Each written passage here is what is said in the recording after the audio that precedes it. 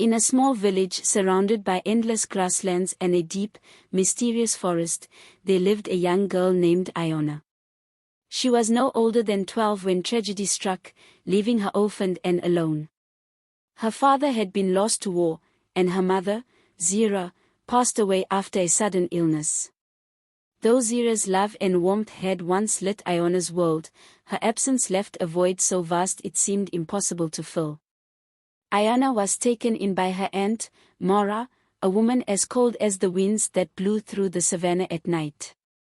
Mora treated Iona like a servant, forcing her to scrub floors, fetch water, and work until her small hands were raw.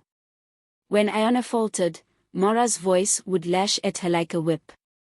"You'll never amount to anything," Mora would sneer. "You're cursed, just like your mother." But Iona never believed her mother was cursed. Zira had been kind and wise, often telling Iona stories of the spirit realm, a mystical place where spirits of ancestors watched over the living. Zira would say, "Even in death, love is the strongest force, and it can bridge the gap between the worlds." One night, Iona sat outside the hut, staring at the moon. Her mother had loved the moon, calling it the watcher of the night. Tears welled in Iona's eyes as she whispered, "Mama, if you can hear me, I need you. I'm so scared." The wind picked up, carrying the scent of wildflowers. Iona shivered, wrapping her arms around her knees. Suddenly, she felt a presence. It was as if the air had thickened, charged with energy. Then, faintly, she heard her name. "Iona." She turned quickly, her heart pounding. There, shimmering like silver under the moonlight, stood her mother. Zira's figure glowed softly, her eyes filled with both love and urgency. "Mama," Iona whispered, unsure if she was dreaming. "My child," Zira said, her voice as gentle as a lullaby.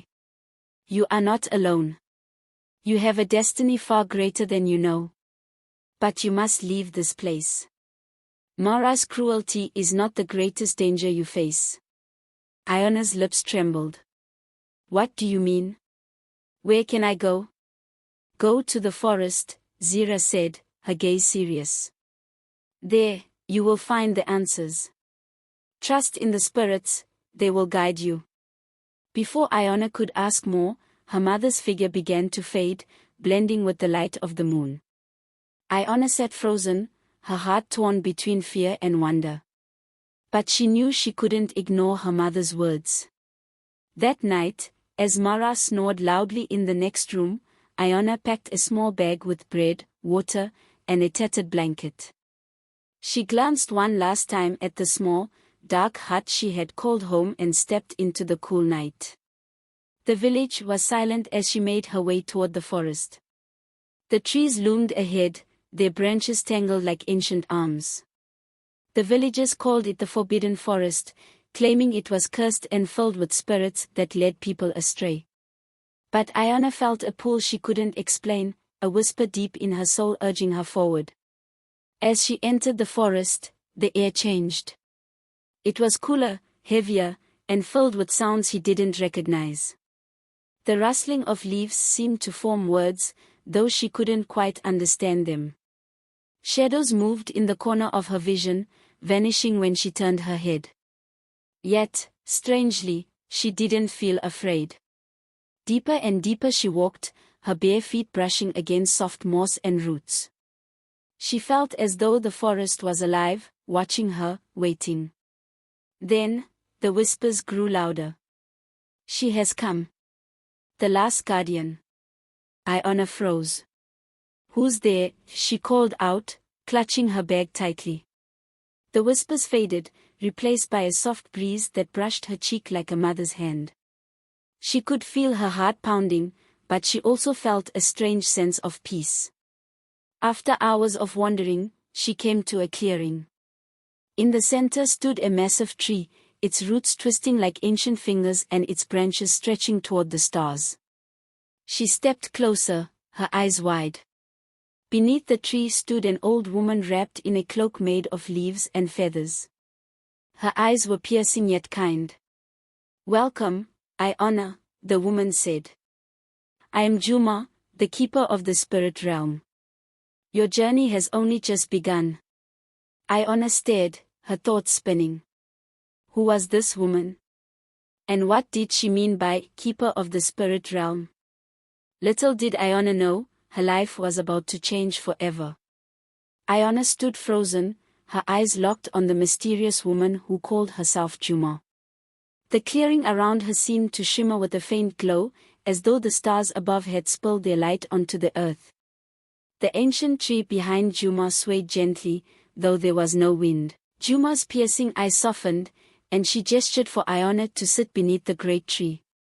Reluctantly, Iona obeyed, folding her legs beneath her as Juma settled across from her.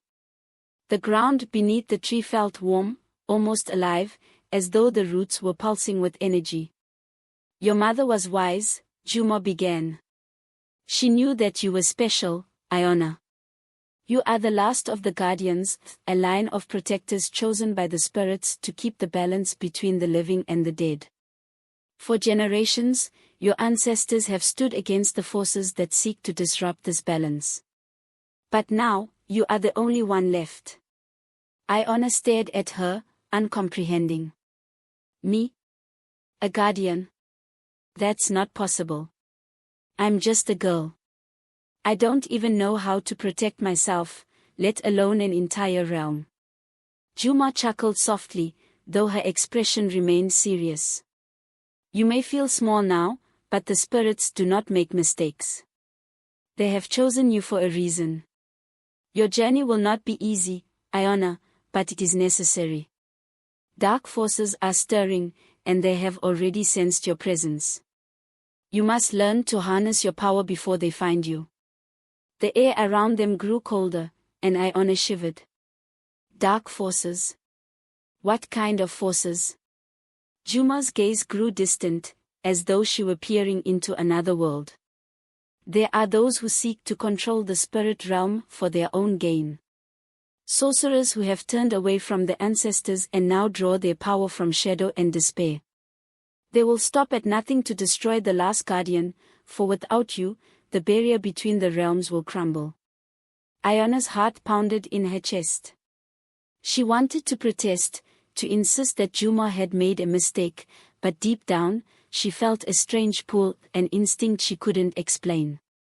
"How am I supposed to fight them?" she asked, her voice trembling. "I don't even know where to begin." Juma reached into her cloak and pulled out a small, glowing orb. It pulsed with a soft, golden light, and Iona felt an immediate sense of warmth as she gazed at it. "This is the heart of the ancestors," Juma said. "It contains the wisdom and strength of those who came before you. Take it, Iona. It will guide you." Hesitantly, Iona reached out and touched the orb. The moment her fingers brushed its surface, a wave of energy surged through her. Images flashed in her mind, visions of warriors, healers, and wise men and women who had all carried the mantle of the guardian before her. Their voices echoed in her ears, whispering words of encouragement and warning. "Do you feel it?" Juma asked gently. Iona nodded, though her hands trembled. I think so. It's like they're all around me." "They are," Juma said. "The ancestors are always with you, Iona. But their strength alone will not be enough. You must learn to trust yourself, to listen to the spirits, and to face the darkness with courage." Before Iona could respond, the ground beneath them trembled. A low, guttural growl echoed through the forest, sending a chill down her spine. Juma's expression hardened, and she rose to her feet. "They are here," she said grimly. "The shadow beasts. They serve the dark sorcerer, and they can sense the light of the guardian. They are drawn to it like moths to a flame." Iona scrambled to her feet, clutching the glowing orb tightly. Her heart raced as the growl grew louder, closer. The once peaceful forest now seemed hostile, the shadows stretching and shifting as though alive. What do we do? Iona asked, her voice trembling. Juma held up a hand, her eyes glowing faintly. Stand your ground. Fear is their weapon, but it will not serve them if you remain strong. From the edge of the clearing, the shadow beasts emerged. They were monstrous creatures, their forms constantly shifting between animal and smoke. Their eyes glowed red, and their snarls were filled with malice. Iona felt frozen in place, her legs refusing to move as the creatures prowled closer. Juma stepped forward, raising her arms. The leaves of her cloak shimmered with light, and she began to chant in a language Iona didn't recognize. The ancient tree behind them seemed to respond, its branches glowing faintly as a barrier of light began to form around the clearing. The beasts howled in frustration, clawing at the barrier but unable to penetrate it. One of them, larger than the rest, stepped forward and spoke in a guttural voice that sent shivers down Iona's spine. You cannot protect her forever, Keeper, it snarled. The guardian will fall, and the spirit realm will be ours. Juma's voice remained calm as she replied, she is stronger than you think. Leave this place, or face the wrath of the ancestors. The beast laughed, a dark and menacing sound. The ancestors are silent, old woman. Their time has passed. The age of shadows has begun. Before Iona could react, the largest beast lunged at the barrier, its claws glowing with dark energy. The impact sent a shockwave through the clearing, and the light flickered. Iona stumbled backward, clutching the orb tightly. Hold on to the heart of the ancestors, Juma said firmly. It will protect you. Iona closed her eyes, focusing on the warmth of the orb in her hands. She felt the energy of the ancestors coursing through her, their voices urging her to stand strong. When she opened her eyes, she saw the barrier beginning to falter. Juma turned to her, urgency in her voice. You must run, Iona. Follow the path through the forest and do not stop until you reach the sacred grove. There, you will find sanctuary. But what about you? Iona cried, tears streaming down her face. Juma gave her a small, sad smile. Do not worry about me. My duty is to protect you, no matter the cost. Now go. Reluctantly, Iona turned and ran, her feet pounding against the forest floor. The sounds of battle faded behind her as she plunged deeper into the woods. The whispers in the wind grew louder, guiding her toward the sacred grove. Though fear gripped her heart, Iona felt a spark of determination. She wasn't just running to save herself, she was running to protect the legacy her mother and ancestors had entrusted to her. The forest seemed endless, the trees stretching higher and the shadows growing darker. But Iona didn't stop. She could feel the presence of the ancestors urging her forward, their strength pushing her to keep going. When she finally stumbled into the sacred grove, she collapsed to her knees, gasping for breath. The grove was unlike anything she had ever seen, a circle of ancient trees glowing softly with an ethereal light. In the center stood a pool of water so still it reflected the stars above like a mirror. As Iona knelt there, clutching the heart of the ancestors, she whispered a prayer to her mother. Mama, I'm so scared. Please help me. The wind stirred, carrying her mother's voice once more. Be strong, my child. This is only the beginning. Iona looked up, her tears mixing with determination. She didn't know what lay ahead, but she knew one thing for certain, she would not let the darkness win. The shadow beasts advanced, their forms twisting like smoke caught in a violent wind. Iona clutched the glowing orb, the heart of the ancestors, as though it were her lifeline. Fear clawed at her chest, but she forced herself to stand tall. She could feel the weight of her mother's words, the whispers of the ancestors, and the steady presence of Juma beside her. Do not let fear cloud your mind, Juma said, her voice calm but commanding. The heart chose you because you have the strength to face this darkness. Trust in it, Iona. Trust in yourself. The largest beast, its red eyes gleaming with malice, lunged forward, teeth bared. Iona flinched, instinctively taking a step back. The creature stopped inches from an invisible barrier, snarling in frustration. It clawed at the air, sending sparks flying as it struck the shimmering field of light surrounding Iona. Why can't it reach me? Iona whispered, her voice trembling. The heart protects those who are pure of spirit, Juma explained, her eyes fixed on the advancing horde. But its power is not limitless. You must act, Iona. The longer they remain, the weaker the barrier will grow. Iona's hands trembled as she looked down at the orb, its golden glow pulsing in rhythm with her heartbeat. But I don't know what to do. I'm just a girl, I can't fight them. Juma placed a firm hand on Iona's shoulder, forcing her to meet her gaze. You are more than you believe, Iona.